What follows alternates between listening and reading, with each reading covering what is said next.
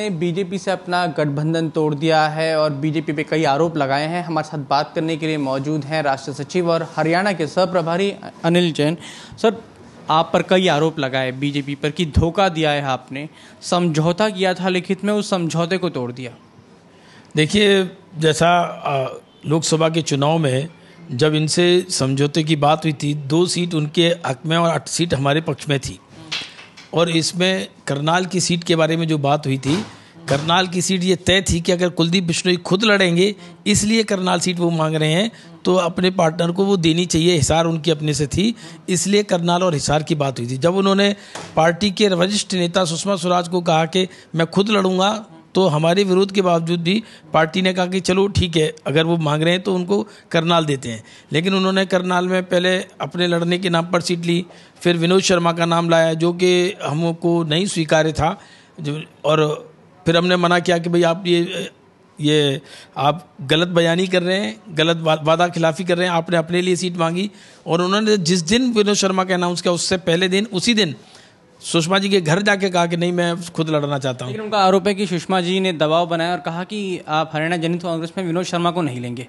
नहीं, हमने निश्चित कहा था कि हम अपने गठबंधन में विनोद शर्मा जैसे व्यक्ति को नहीं लेंगे। ये सुषमा जी ने स्पष्ट कहा, इसमें कोई दो राय नहीं है। लेकिन क्योंकि सीट ये आदमी स्पेसिफिक थी, करनाल सीट भारतीय जनता पार्टी के खाते में जाने वाली सीट थी। पहले भी जब गठबंधन हुआ तो हिसार और सिरसा उनके खाते में जाने वाले थे, लेकिन क्योंकि उन्होंने खुद लड़ने की इच्छा जाहिर की, तो पार्टी ने उनके स्टेचर को एक तरह से महत्व दिया कि भाई हजका का सुप्रीमो है, खुद लड़ना चाहता है, तो उनको दे देनी चाहिए। तो फिर जब रैलियों में क्यों नहीं बुलाया गया? उनका कहना है कि किसी रैली में नहीं बुलाया गया, वो खुद रेवाड़ी की रैली में पहुंचे थे। नहीं, ये उनका गलत आरोप है। मैं स्वयं उस समय सारी चीज़ देख रहा था। मैंने स्वयं उनको कहा कि भाई आप उनको रिटर्न, उनकी सीट रखी गई, नरेंद्र भाई के बगल में सीट रखी गई, जबकि हरियाणा की ये सबसे पहली रैली थी नरेंद्र भाई के प्रधानमंत्री डिक्लेयर होने के बाद की रैली। आरोप है कि नरेंद्र मोदी ने उनका नाम तक नहीं लिया उस रैली में। ऐसा है, ये रैली बेसिकली पूर्व सैनिकों के लिए रैली थी। भारतीय जनता पार्टी की भी रैली नहीं थी, एक तरह से केवल पूर्व सैनिकों के लिए रैली थी, और ये पूर्व सैनिक रैली करके ही प्रचारित थी। हमारे प्रदेश अध्यक्ष को भी इसमें नहीं रहना था, बोलना था। पूर्व सैनिकों के नाते रैली का संयोजक हमने पूर्व सैनिक को ही बनाया था। अभिमन्यु उसके संयोजक थे। मैं स्वयं सारी व्यवस्था देख रहा था, सारे जनरल्स वहाँ बैठे थे। तो इस दृष्टि से इस रैली, फिर भी उनको निमंत्रण दिया, उनको आगे की सीट दी, प्रमुख रो में बैठे।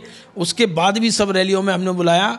स्वयं प्रधानमंत्री के दावेदार नरेंद्र भाई ने गोहाना की रैली में नरेंद्र भाई ने उनके नाम का जिक्र किया जब चुनावी सभा में आए थे, क्योंकि पूर्व सैनिक रैली में उनके नाम का जिक्र करना कोई आवश्यक नहीं था। नरेंद्र भाई ने गोहाना की रैली में किसी एनक से मत देखो, हमारा गठबंधन है, ये सब बातें उसमें रखी थी। ये भी कहा गया कि उनके यहाँ पे एक रैली रखवाई गई नरेंद्र मोदी की, जो कि बाद में आखिरी मोमेंट पे कैंसिल कर दिया, और उसके बाद अरुण जेटली को कहा गया कि वो आएंगे, लेकिन वो भी नहीं गए। नहीं, ये हराने की कोशिश की गई उन्हें हिसार में। ये सब बेबुनियाद आरोप हैं। रैली नरेंद्र भाई की रैली कितनी हरियाणा में हो, कहाँ हो, ये हमने पहले से तय किया हुआ था। और क्योंकि उस दिन बादल साहब का कोई कार्यक्रम निश्चित हो गया था, उनको 15 दिन पहले बता दिया गया कि वो कार्यक्रम निश्चित हो गया है, इसलिए शायद वो रैली ना हो पाए। और वो रैली नहीं होने की शक्ल में हमने राजनाथ जी और अरुण जी का नाम रखा था उसमें।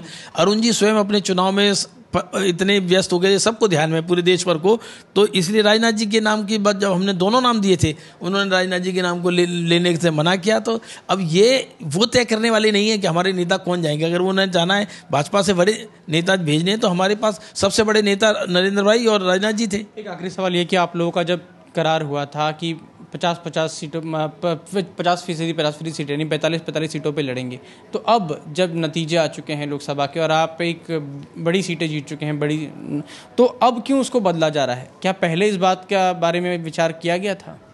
देखिए, राजनीतिक परिस्थिति हमेशा एक जैसी नहीं रहती, पार्टी के भीतर भी एक जैसी नहीं रहती।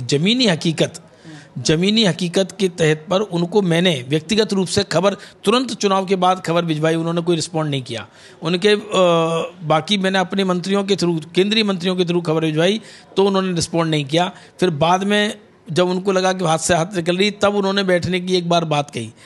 ज़मीनी हकीकत, पहले भी हमने कहा था इनसे कि ज़मीनी हकीकत, राजनीतिक परिस्थिति कभी भी एक जैसी नहीं रहती। ज़मीनी हकीकत को नहीं समझेंगे, जनता के मन में क्या है, जनता के हिसाब से क्या होना चाहिए समझौता, हमने उनको बार बार रिक्वेस्ट की कि ज़मीनी हकीकत के हिसाब से आप अपना प्रपोजल दीजिए। 45-45 सीट और मुख्यमंत्री का या इस गठबंधन का नेता आपको डिक्लेयर नहीं किया जा सकता, ये ज़मीनी हकीकत, ये तो करार था ना। ये ज़मीनी हकीकत नहीं है। करार कोई हमेशा हमेशा के लिए नहीं होते। करार कभी भी, राजनीतिक करार कभी हमेशा हमेशा के लिए नहीं होते। ज़मीनी हकीकत को समझने की ज़रूरत थी। नरेंद्र भाई प्रधानमंत्री बन गए। नरेंद्र भाई बैकवर्ड, पूरे देश भर के बैकवर्ड लोगों के मन में ये बड़ा उत्साह था। हमने कहा भाई आप सारी चीज़ें समझिए, ज़मीनी हकीकत पर आइए, और हम समझौते क्या हकदार हैं, पक्षधर हैं। हमने कल भी कहा, कल भी मेरी धर्मपाल जी से बात हुई। ये तो बात करते नहीं हैं, ये तो चाहते हैं केवल नरेंद्र भाई और अमित शाह इनसे बात करें। ये जिस राष्ट्रीय पार्टी के लिए ये संभव नहीं है कि हमेशा राष्ट्रीय पार्टी के अध्यक्ष और प्रधानमंत्री इनसे बात करें, ये इनको मेगैलोमेनिया है।